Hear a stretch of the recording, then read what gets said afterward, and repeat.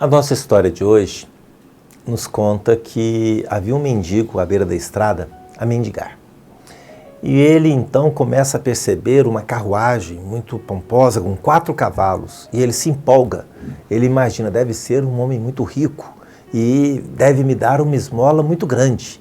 E quanto mais a carruagem ia chegando, mais ele ia percebendo todo o luxo, toda a riqueza que ela representava. De repente a carruagem para e, para sua surpresa, desce da carruagem, daquela rica carruagem, um homem muito rico.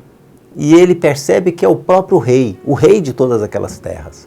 O rei então se aproxima dele e ele, empolgado, fala: eu hoje vou receber uma esmola que vai dar para eu comer o mês inteiro. Mas, para sua surpresa, o rei, ao invés de lhe dar algo, estende a mão vazia, como se quem deseja receber dele algo. Ele então, decepcionado, mas assustado, tremendo de medo, pois era o rei, enfia a mão no seu saco e mexe lá e tira 2 grãos de milho e coloca na mão do rei esses 2 grãos de milho. O rei sorri e leva consigo os grãos de milho, entra na carruagem e vai-se embora. Ele fica indignado: como pode um homem tão rico, tão poderoso, ao invés de lhe dar, querer receber? E passa o dia mendigando. Ao voltar para casa à noite, ele despeja então aquele saco, que é onde colocava tudo o que ganhara, e ele percebe que no meio das coisas, das moedas, de tudo que ele tinha ganhado durante o dia, ele encontra 2 grãos de ouro.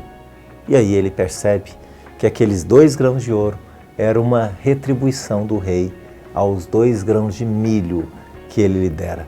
Se ele tivesse dado mais ao rei, provavelmente ele teria mais grãos ou mais peças de ouro agora na sua sacola. Essa história nos faz lembrar ou imaginar como é a nossa relação com o próprio Deus, que é tão rico, que é tão poderoso. Nós queremos pedir muito para Ele, mas a relação com Deus funciona mais ou menos como essa com o rei.